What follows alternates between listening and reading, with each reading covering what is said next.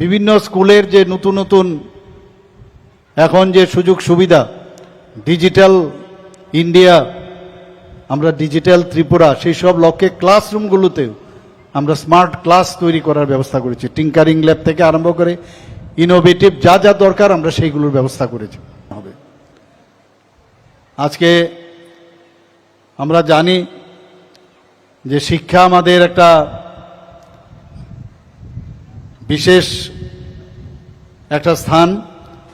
আমাদের রাজ্য সরকার এবং কেন্দ্র সরকার তার উপর বিশেষ ধ্যান দিয়েছে।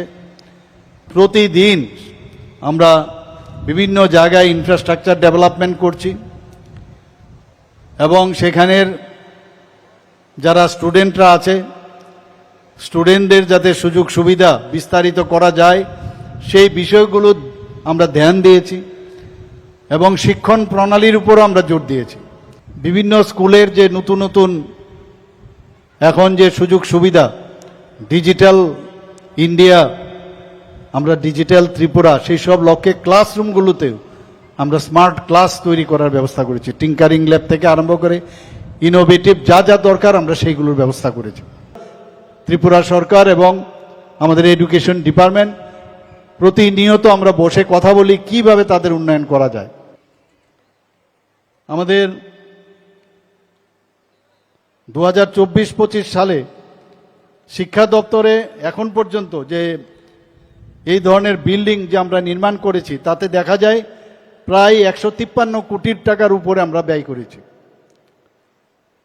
শুধু তাই নয়, এখানে 2024-25 অর্থ বছরে শিক্ষা দপ্তরে, শুধু শিক্ষা দপ্তরে 80 কোটি 87 লক্ষ টাকা রাজ্যের মোট 346টি বিদ্যালয়ে ইনফ্রাস্ট্রাকচার এবং তাদের যে সংস্কার তার জন্য ব্যয় করা হয়েছে।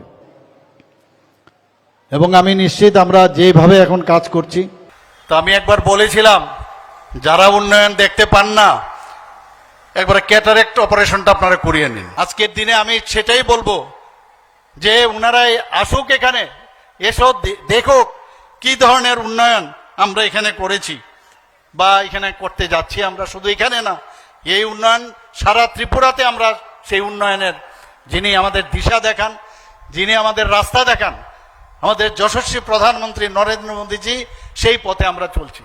বিভিন্ন স্কুলের যে নতুন নতুন এখন যে সুযোগ সুবিধা, ডিজিটাল ইন্ডিয়া, আমরা ডিজিটাল ত্রিপুরা, সেই সব লক্ষ্যে ক্লাসরুমগুলোতেও আমরা স্মার্ট ক্লাস তৈরি করার ব্যবস্থা করেছি। টিঙ্কারিং ল্যাব থেকে আরম্ভ করে ইনোভেটিভ যা যা দরকার আমরা সেইগুলোর ব্যবস্থা করেছি।